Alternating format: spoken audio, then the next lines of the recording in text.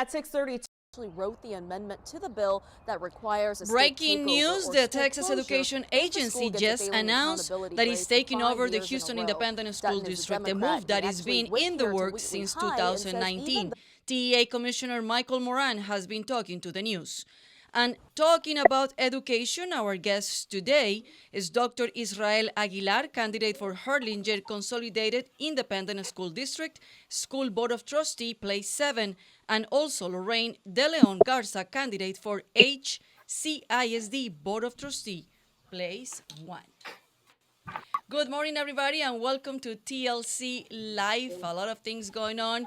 We started today at noon because we were waiting on the breaking news and to have a development and that, to talk more about what is going on. That we woke up this morning because they were having a meeting in Austin, HISD with TEA, and finally they just make it official. The TEA is going to take over of HISD, but everything started with you, Big O. Yep. Well, no, there's been a lot of people that have been worried about the public education system in Houston.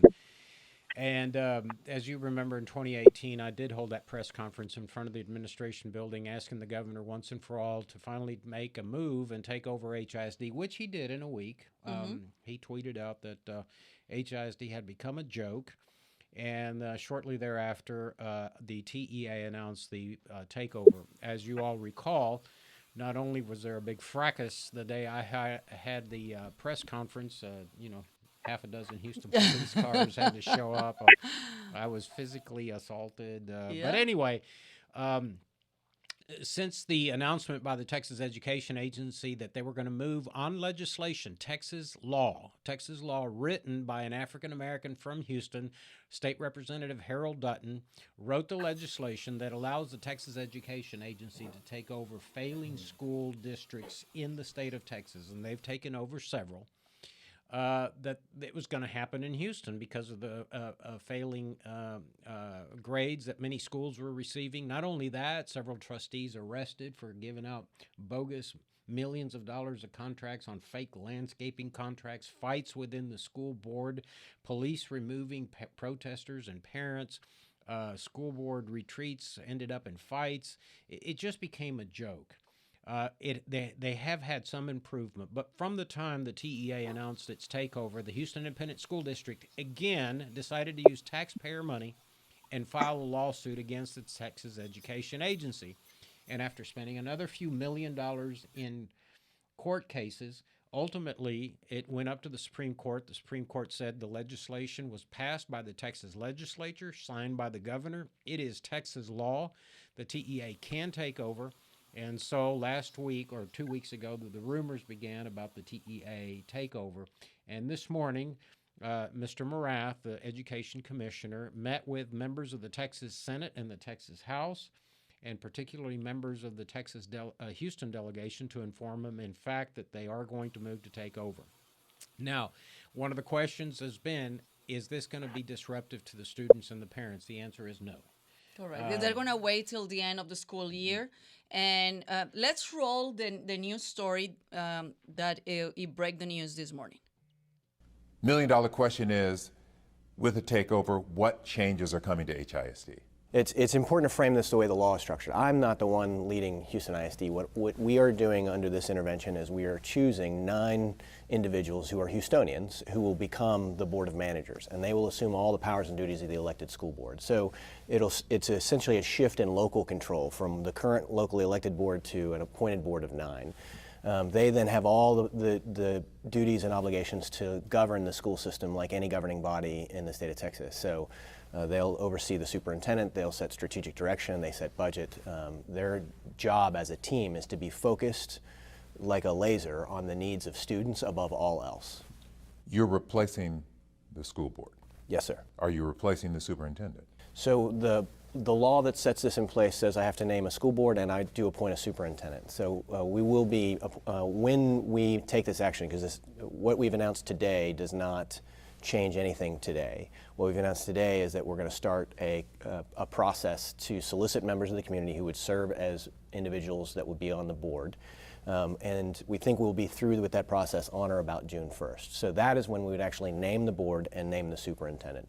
In the meantime, the current superintendent, Superintendent House, who's a very student-focused, ethical leader, is a man of integrity, will continue to lead the district with my full support, with the full support of our conservators.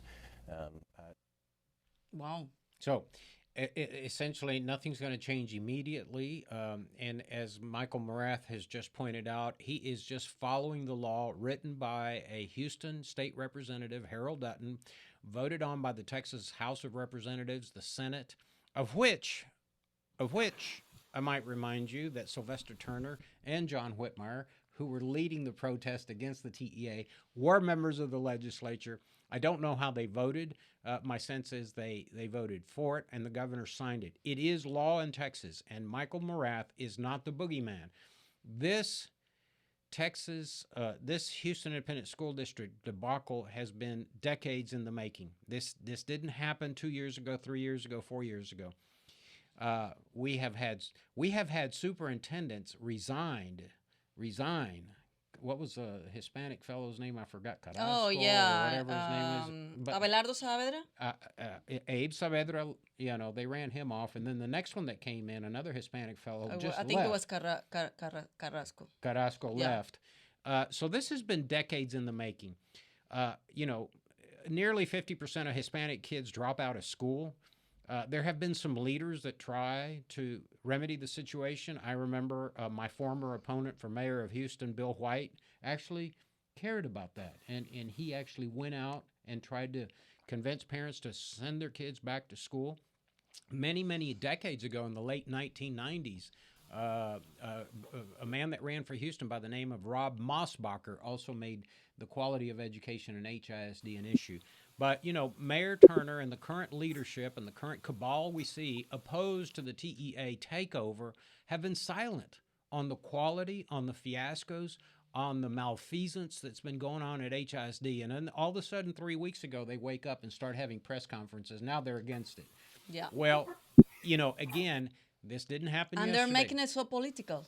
It's not about politics. They're accusing the state legislature of making it political when in fact it's the law. Yeah. But it's not about politics. It's about the kids. That's right. And so this is what's interesting is now they're making it political, But now the focus shifts to Michael Morath as commissioner of the Texas Education Agency, and see what the plan is. Again, the new board members that will be appointed, they're going to take applications, and they will make a decision around June.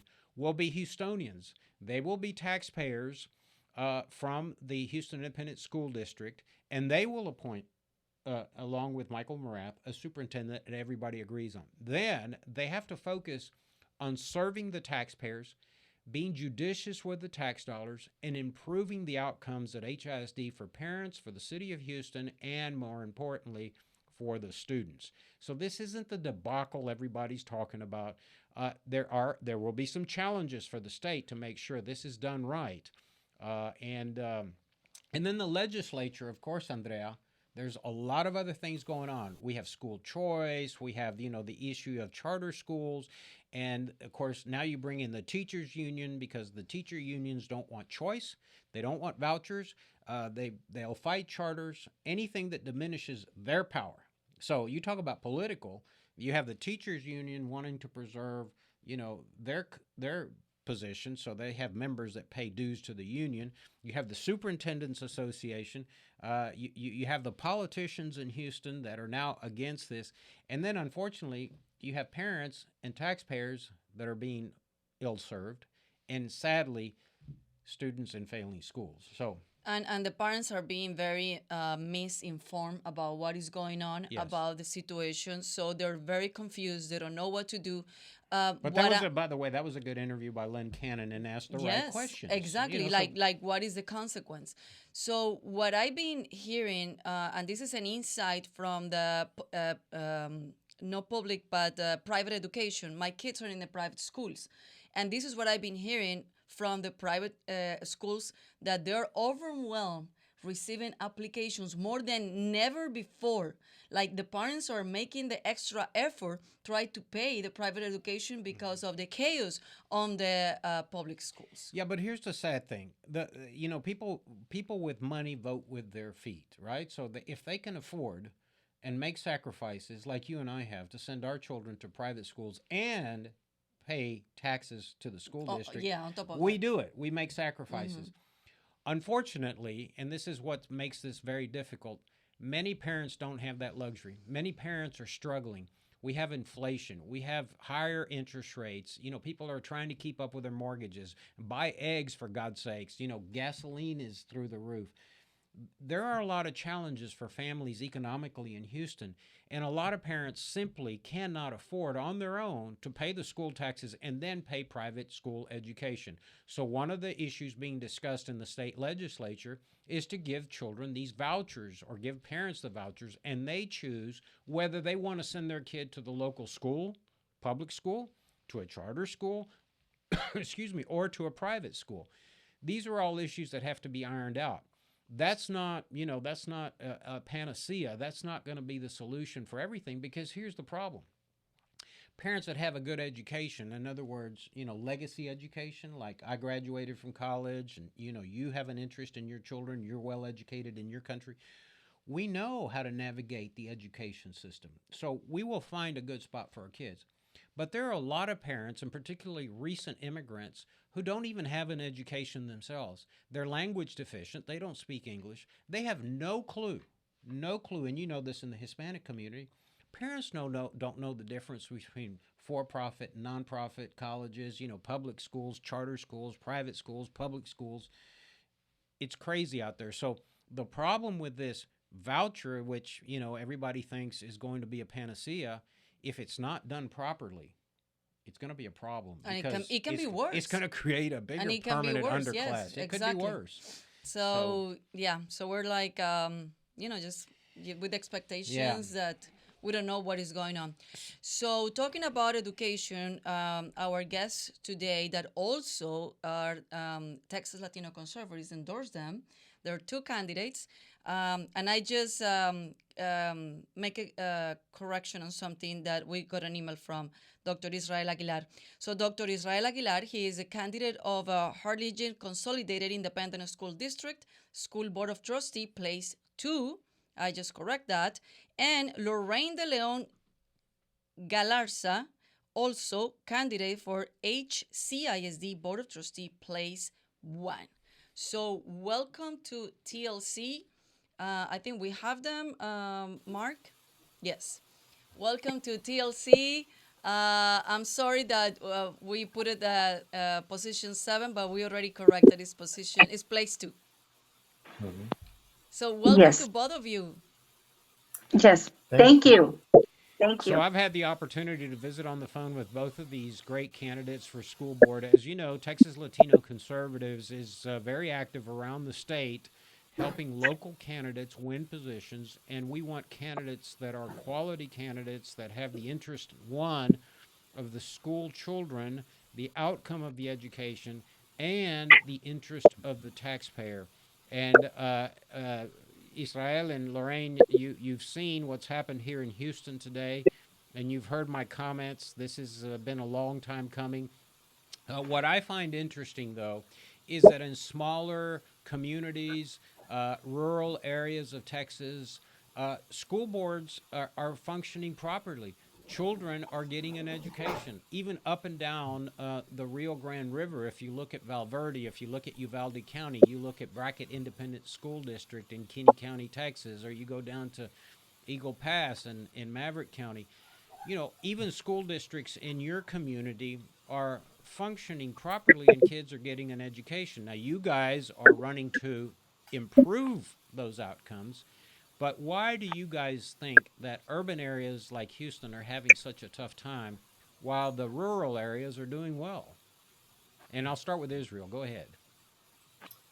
Yes, good afternoon, Orlando and Andrea. Thank you again for having us today. And what a historic day, right, in terms of Texas education, right, with this, you know, statement and particular news, breaking news, right, what happened with one very large school district today.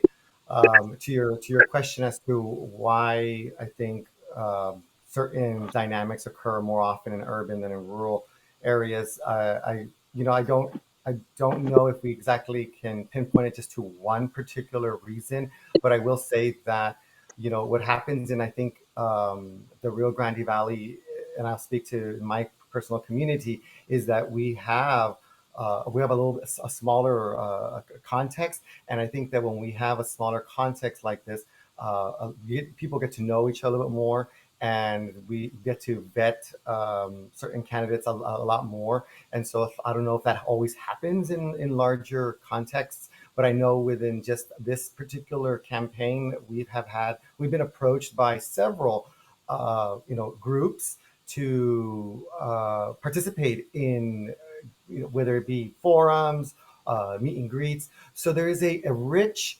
opportunity for candidates to engage with the community, and I'll rest on that being sort of the reason. And I believe here in this area we are able to again have a functioning context in this as far as school board is concerned. And that's a great observation because we know that one of the issues that the state legislature is talking about is breaking up large school districts like Houston's, which is massive. So, Lorraine, what are your thoughts? Why are rural areas and smaller communities having success, and why are urban areas like Houston failing? And again, thank you for having us on the show. And, it's interesting that we're talking about this because in the Houston area, it seems that you have such a larger area to cover as it relates to touching the community and maybe getting some involvement. Here we're such a close net community that we're able to maybe have a better open communication or an open process. But I'd like to add something. Even though we are in smaller communities, and it is a very productive public school education system, we also have issues that are related to the taxpayers. There are some concerns that are addressed. I know myself, I've been approached by many parents. I've attended town hall meetings in the small communities around it as well, because Harlingen is a small community in comparison to Houston. But we have our own local issues. Like, for example, we have parents who have opposing opinions right now with South Texas Independent School District. Not only is our community getting taxed for the property tax, the school tax, but we're also getting additionally taxed for South Texas Independent School District. And I attended a town hall meeting about a month ago. And so we had the different opposing views from the public and then the parents who have the students at the South Texas Independent School District. And so they gave us a number that they were charging something approximately like $6,000 more per student than we would get at the public education. Certainly, I think there's more research to be done in that to get exact figures, but we are seeing the impacts even here locally. And so, as a board members, I would love to work with the parents and let's all come together and find out what we can do to bring solutions to that because, you're right. Board members are very important in governing such issues and especially the taxpayers and also they have access to all the students, all the children. And we want the equality for everybody. But, and I like to add this, not only have I attended town hall meetings, but several parents have approached me in reference to this same issue, the taxes. Some of them are even turning to doing homeschooling, for example. That's another issue as that relates to the school vouchers. But they have forced concern that they're having to pay the school taxes, but are forced to make decisions to do the homeschool for various reasons. And yet they're not able to also access the public school system. Like, for example, maybe just simply using the library or maybe attending an event and things like this. So there's a lot of needs, and I think we can work to improve that. And certainly, I look forward to doing that. Anything I can do locally here for our community. We appreciate your thoughts about the topic. Now let's go with you guys, your background, your campaign, why you decide to run for this position. And let's start with Israel Aguilar that also, I'm from Colombia and I was reading your biography and you went to Colombia. So tell us about you and tell me about your trip also to Colombia. Absolutely, absolutely. So I am first and foremost a university professor. I've been teaching in higher education approximately for about 7, 8 years. And in the College of Education, I specifically work with principal preparation and all the classroom teachers who want to be leaders, such as principals and superintendents, or possibly even policymakers who are interested in getting their doctorate in educational leadership. Because I am a researcher and a writer, as well as a professor who teaches, part of what I do is, and my responsibility to society is to share knowledge, right, on a wide scale. So about 3 years ago, actually 4 years ago, an opportunity came out, from the Ministry of Education in Colombia that was asking for scholars across the world to apply to this exchange program where you could come and teach for an entire, approximately about half a month in Bogota specifically. Wow. And so, and so I had the privilege to do that for 2 years in a row, actually. I was very excited. I was able to teach in, That's in great. leadership Yeah, I'm from courses. Bogota. I'm from Bogota. Yes. So when I was reading your biography, I was like, wow, that's very interesting. So Yes. tell us why you decide to run for this position and what do you want to accomplish with that? Yes. So, in addition to teaching, I am big on volunteering across my community. For example, this year I am president of my local Rotary Club, and I'm also vice president for a local Boys and Girls Club. And so, I like to surround and provide my time with those things that contribute back to the well-being of the children and the parents, because my parents also, immigrants from Matamoros, Mexico, who came to the United States with the dream of providing extra opportunities for the children. And here I am today. I feel like I was able to do a lot more because organizations like the Boys and Girls Club, like the Rotary, gave me as a child opportunities, whether it be scholarships and things like that. So I want to be part of that, giving back to the community. And so a little bit of my platform stems from expanding those opportunities to the children, right? So one of the things that I want to be sure that we have is enough of social and emotional stability and wellness and resources, so that kids who not only are coming back from a pandemic that really disrupted their educational learning and environment, but we're also living in a time where school safety and security is really of the utmost importance. And so we have two big threats to schools, right, and learning. And so I can't imagine that our children today would feel very comfortable going to a classroom. And we have had some incidents in our own backyard today where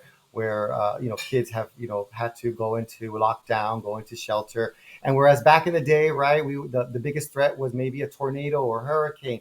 Now we're dealing with different types of threats, right? And so part of my preparation as an educator and as a leader is helping the local school district here understand that we could do better, but you have to have people in the right position. And so I'm hoping and I'm praying too, because I am a man of God, that the residents and the taxpayers will choose the individual who can roll up their sleeves at this moment in time and get to work and be a resource to the parents, to the children.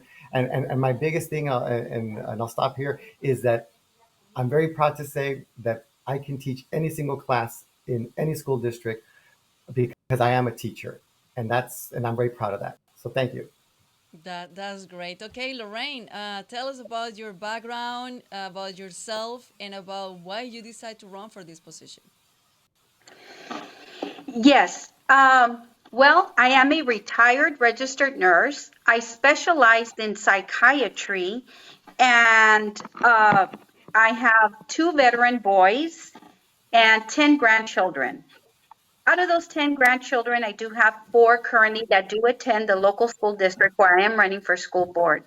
But the main reason that I'm running for school board is because of the love and the passion that I have for the children, for all the children.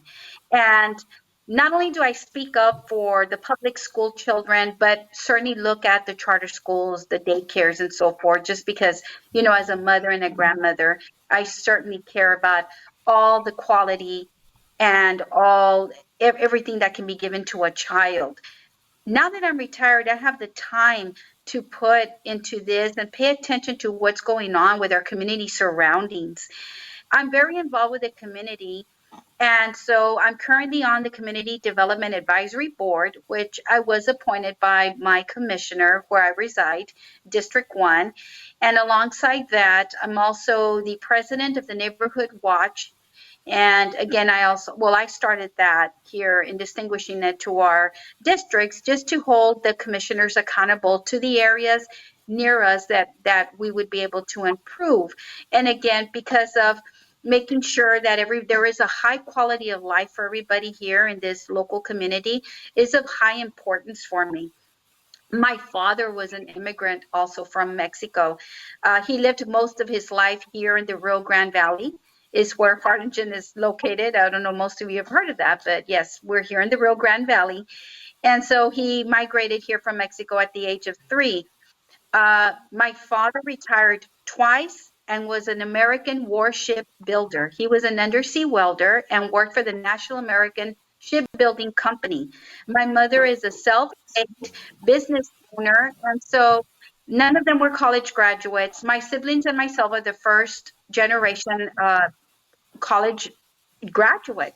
And so I'm very proud to say that as well. I'm very proud of my boys being the veterans, very proud grandmother. But also again, getting involved with the community, I have found a lot of needs that we need, not only in our community, but in our schools.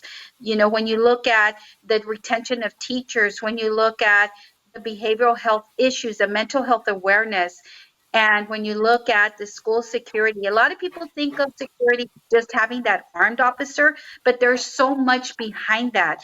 And so me having my background with that experience, I certainly take a closer look. I'm looking at the core, I'm looking at the findings. What can we do to come together and improve that?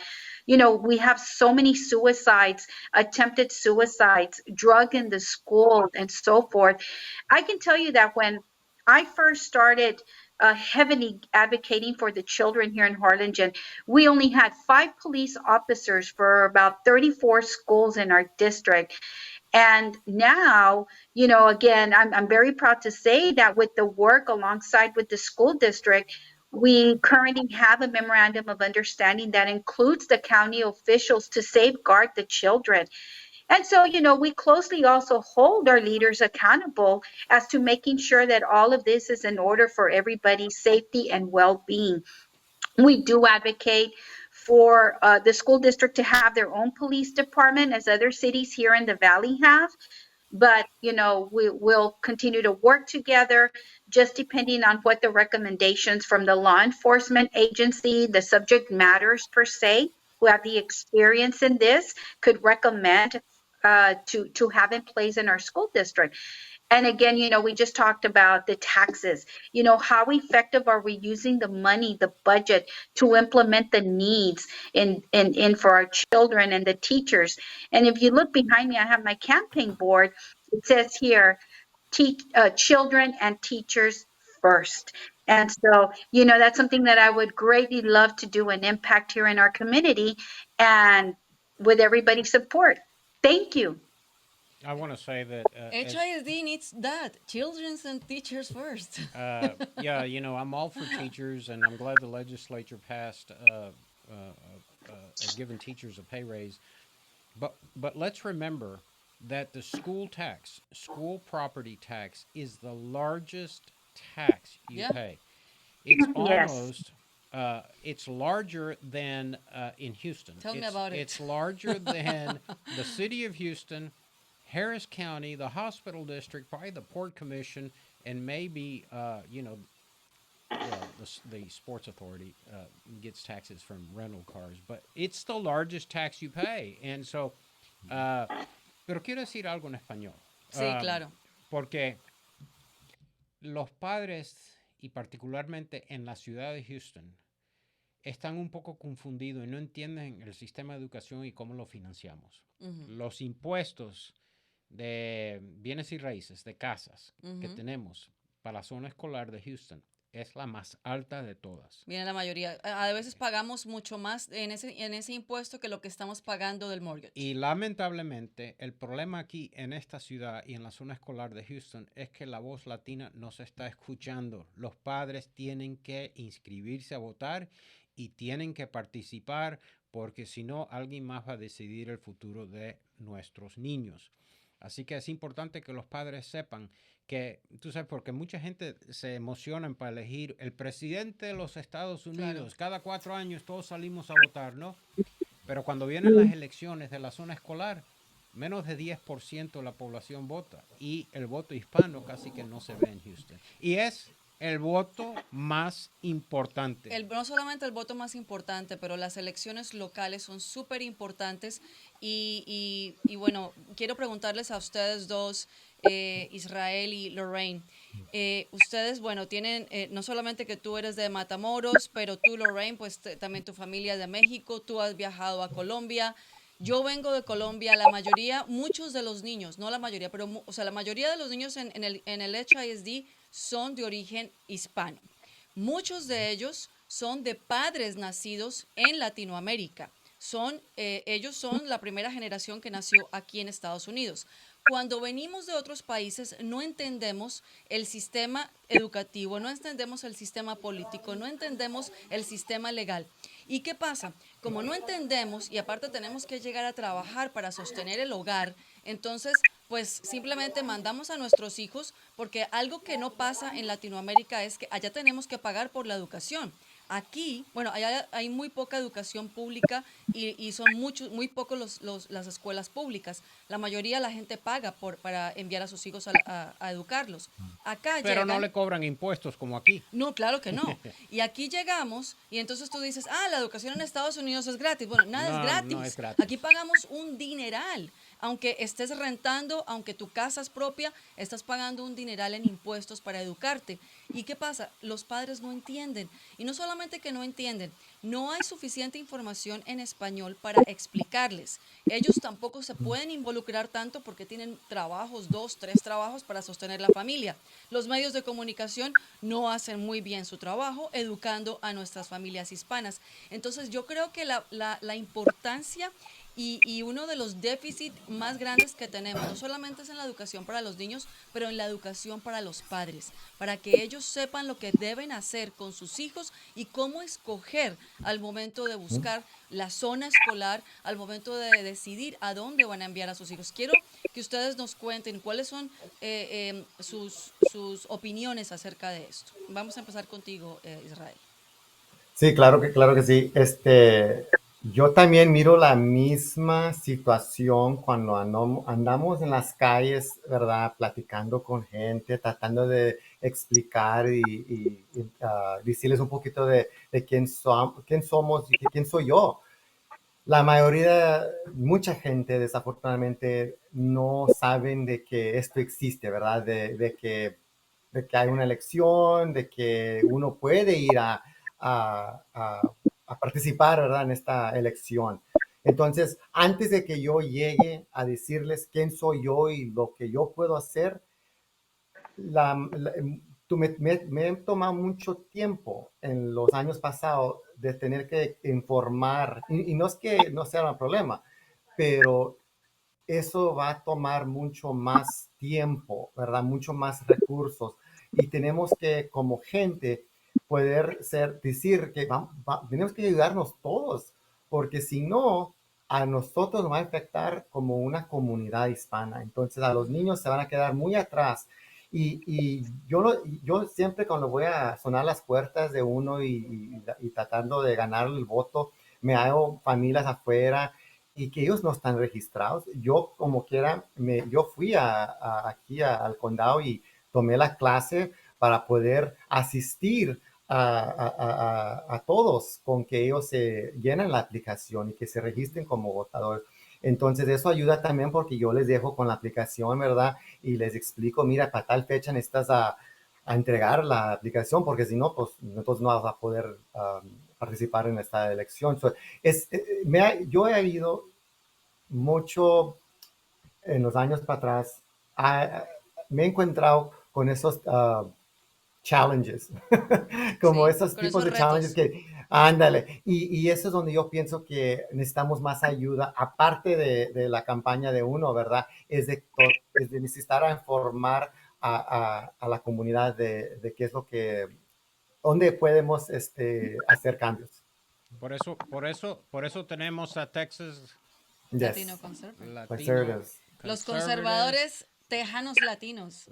Así es, para informar y educar al público, pero esto, como dice Israel, déjame decir, porque la mayoría de los programas lo hacemos en inglés, pero tú me has comentado que debemos de también No, compartirlo porque en nos han español, ¿está pedido, bien? de verdad, No, sí. de acuerdo.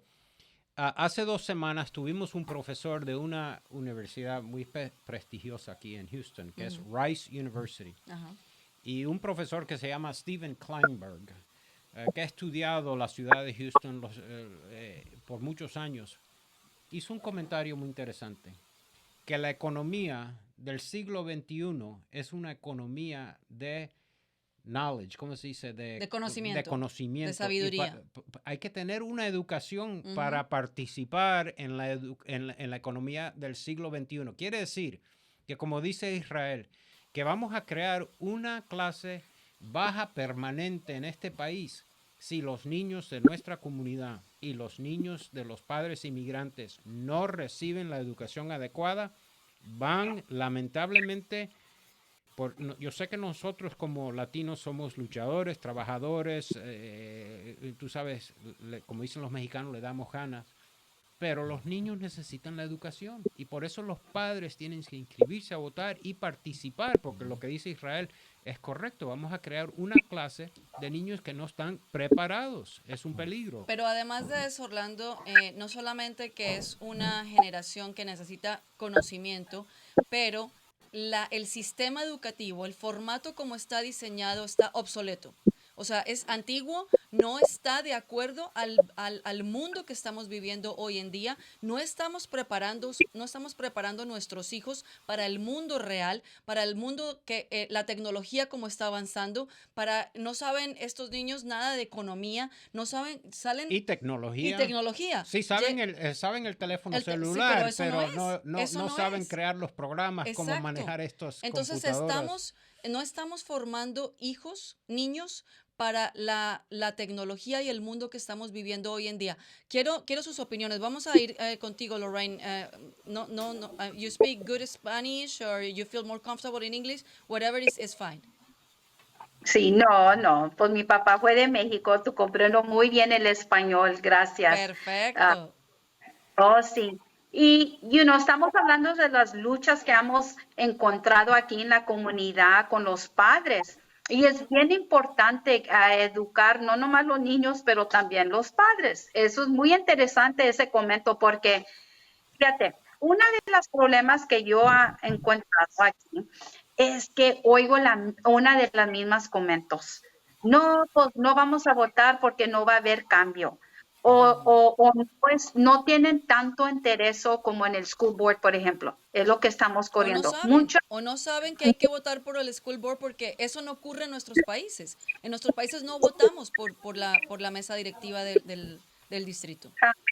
Ajá, y como aquí nosotros en este school board, muchos de los miembros tienen allí 15, 20, 30 años. Y yo les explico, mira, señora, pero si yo necesito el apoyo para hacer el cambio en las escuelas, por favor, salen y votan. Y yo les he explicado, ¿verdad? Los educo en el proceso y la importancia. Y estoy tan agradecida de todo el apoyo de TLC, de ustedes, los conservitados, ¿verdad? Conservadores. Muchas gracias. Pero cuando alguien anda corriendo como para comisionario u otro, todos andan apoyando ese grupo. Hay que apoyarlos a nosotros que queremos hacer estos cambios. Nadie los paga. Es una posición que nosotros lo hacemos voluntariamente.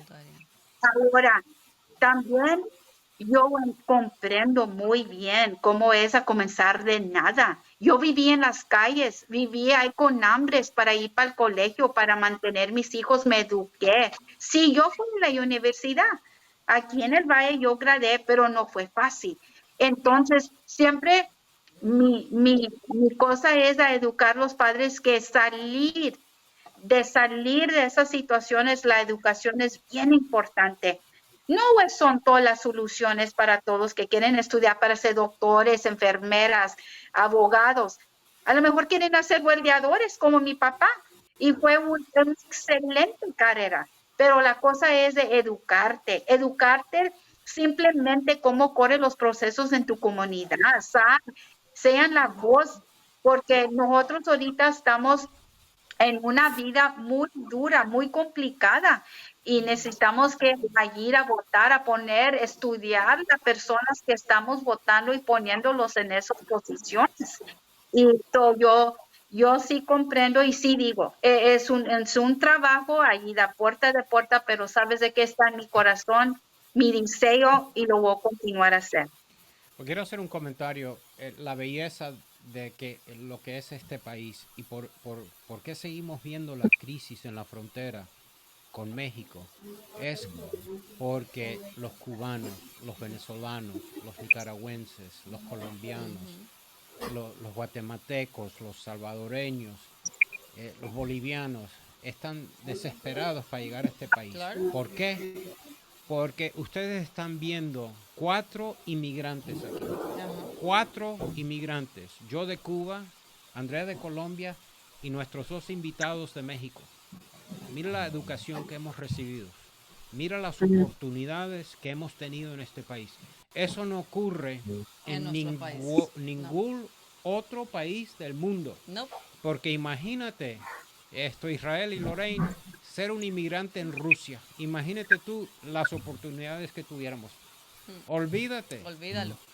O ser un inmigrante en mi país. Solamente en los Estados Unidos tenemos esta oportunidad y por eso nosotros como inmigrantes tenemos que involucrarnos en el proceso político y avanzar los intereses de nuestras familias, de nuestros hijos, de esta economía, de este país. Porque yo soy exmilitar.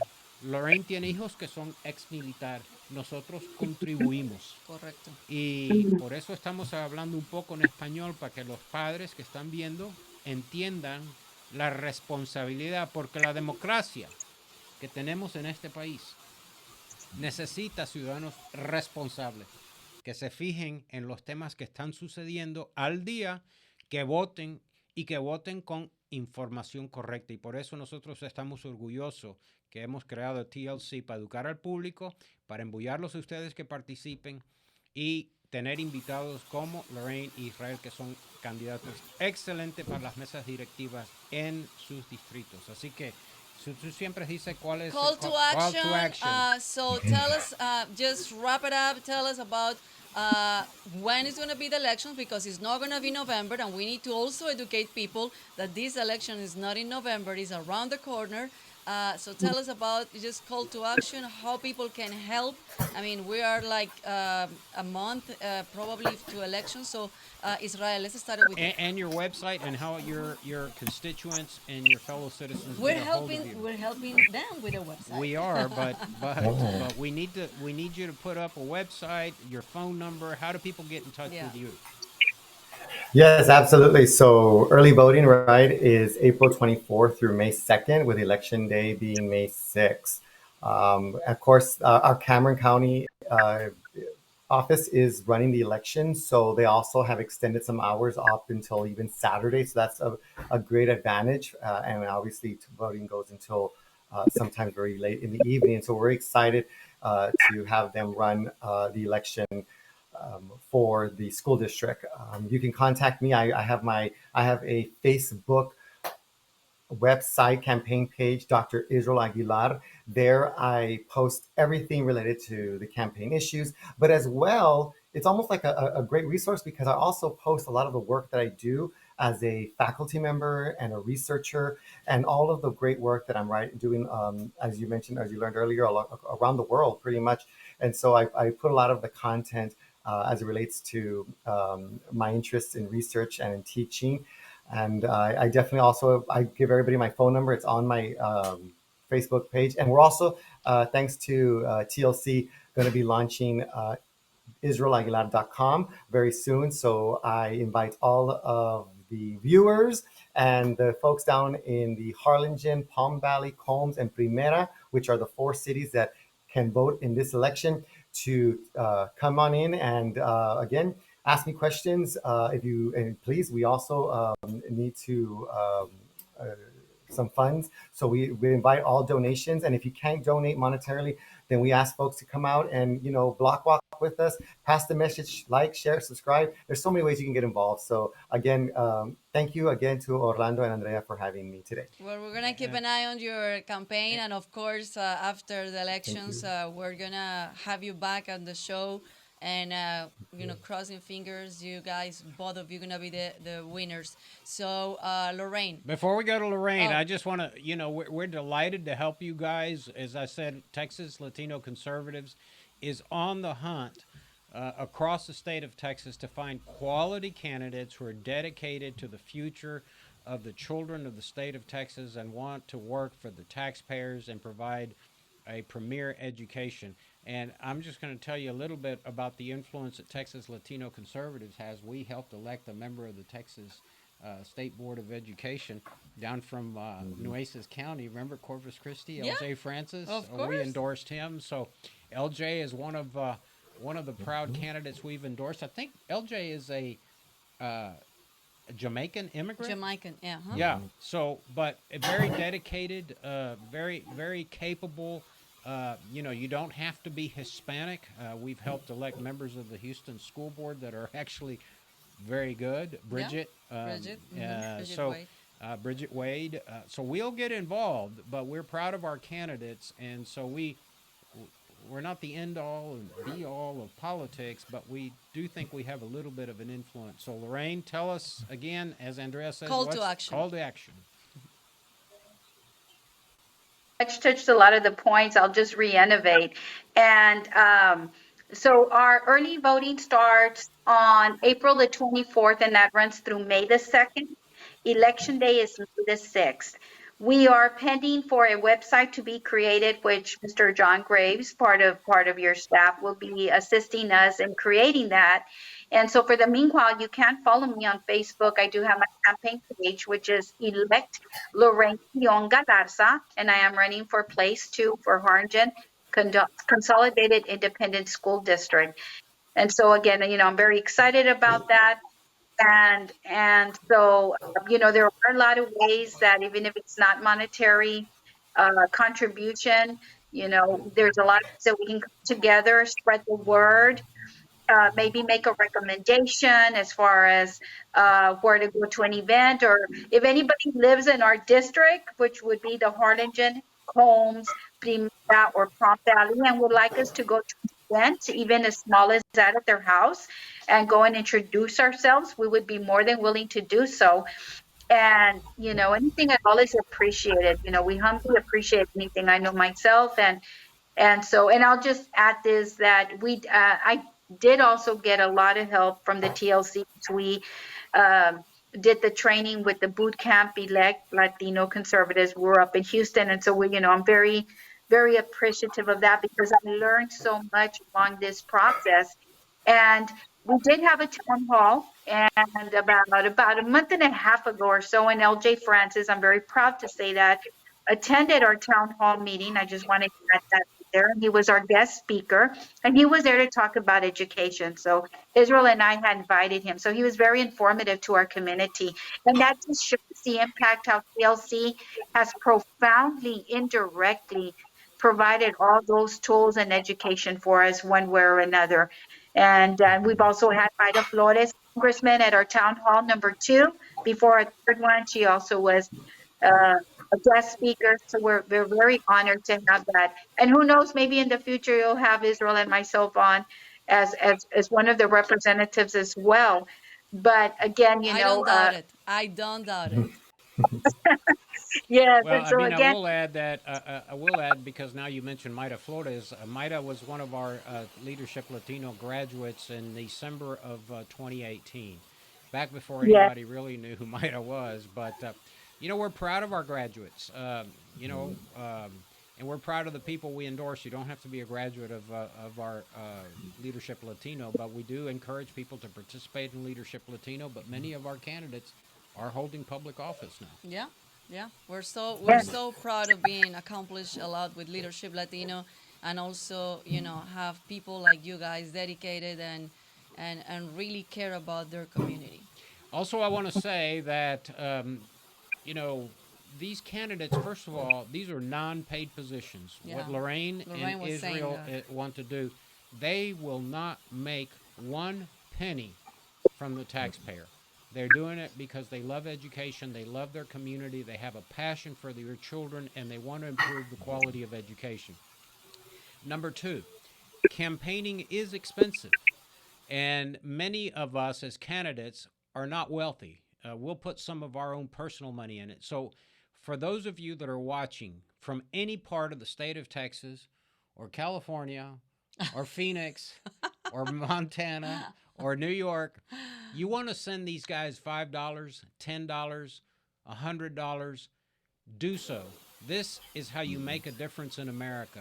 You help bring in trustees at school boards that have a passion for education, that don't have an agenda, because what's happening in America and to public school education is that there are too many interest groups that are infiltrating our education system. And everyone has a special interest that they want to promote. I don't care who it is, whether it's, Well, I don't want to get into it, but everybody knows what wokeism is today, right? Yeah, And that's everybody wants to influence our children. Public education is not about infiltrating our schools and indoctrinating our children. Public education, and correct me if I'm wrong, is giving children the basic tools to compete in the economy of the 21st century. La educación pública no es para indoctrinar a nuestros niños, ¿entienden? Es para darle lo básico para que puedan competir en la economía del siglo XXI. Así es. Well, guys, thank you so much. Good luck with everything. Of course, we're going to keep in touch and keep an eye on your campaign and help you guys with everything that we can. So we're going to hopefully have you guys back in May once you guys are taking office. That's right. Thank you. Thank you so very much. All right, go back to work, guys. Thank Good you luck. so much. Bye-bye. Well, that was very interesting show talking about with them, and it was just a coincidence that we were having them while we were having the breaking news. So we'll see what is gonna happen with everything. And last but not least, we're gonna play a video that I made yesterday. Uh-oh, you made a video? Oh yes. By God, no wonder you've been so testy. You've been busy. But I've been anyway, I so wanted to busy. make a comment before we go to your Okay. video, what I said in Spanish. Israel, Lorraine, Andrea, and Orlando were all immigrants in this country. And, you know, we're all succeeding because we received a good education, and our parents came from other countries to provide a better education for us. That doesn't happen anywhere but America. It Absolutely. doesn't happen anywhere but Absolutely. America, that immigrants can have their children become the Israels and the Lorraines and the Andreas and the TJs and the Orlandos.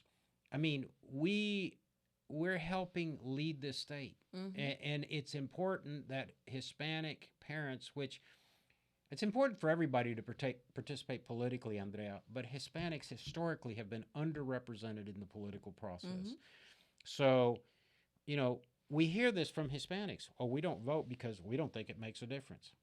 The hell it doesn't. Yep. It makes a hell of a difference. Huge difference. So, all right, on with your video. Okay, well, we're still in the last week of rodeo, and TLC raffled some tickets for 10 winners. So I was saying, Worth how much? How much was the prize package? You know how much. $500. $500 for each one. Tickets. It was food, 4 tickets. Carnival. 4 tickets, vouchers for Carnival, and vouchers for food. For Tejano Day. For Tejano Day, which is the past Sunday. So I made a video, you know, quick but good. This is our winners. This is our winners. All right, So let's roll roll. it, Mark.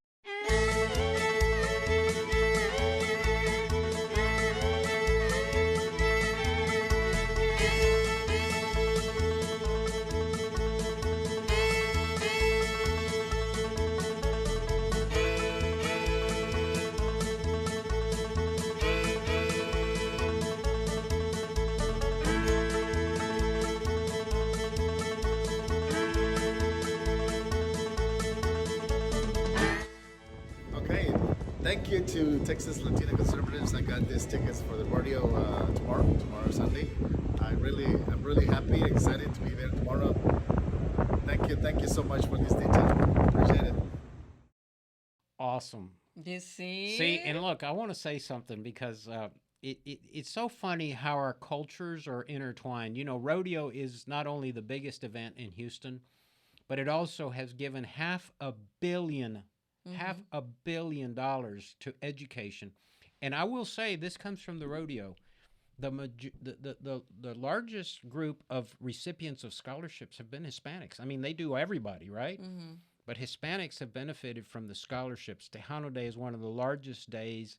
But what's interesting is that rodeo, and Texas has a rich history, Andrea, but rodeo, we wouldn't have it if it weren't for the Spaniards who brought horses. And we wouldn't have it if it weren't for the Mexicans that invented rodeo, barbacoa, all of the rodeo events. And we even had some African Americans that invented some of the events that today we use in rodeo.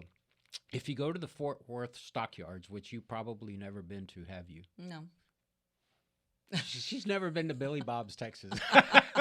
Never. Anyway, No. if you go to the stockyards, you'll see a bronze out in front of the arena there. It's a tribute to an African-American cowboy. And so, you know, African-Americans, Spaniards, Mexicans, Tejanos, have all contributed to what we know today as rodeo. And that's what makes me proud of Texas. Not only are we preserving Western heritage, cattle drives, that's why we have the trail rides every year, but we're promoting agriculture and the importance of agriculture and the importance of cattle raising and livestock and husbandry.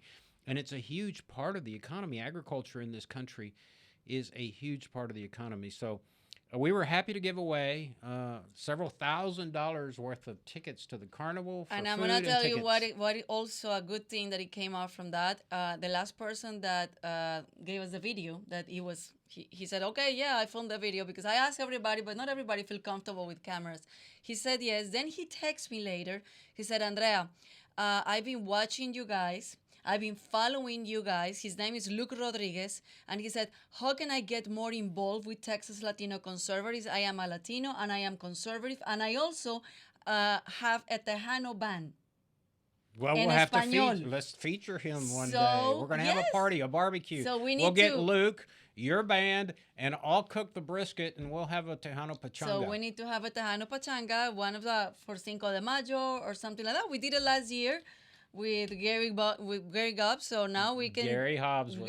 So we can have it this year with Luke Rodriguez. All right, Luke, stay in touch. Anyway, thank you all. God bless. Remember, we are an organization that depends on the generosity of Texans. So go to our website and hit the donate button and make a donation. We'll see you guys next week. Nos vemos el próximo miércoles. Chao, chao.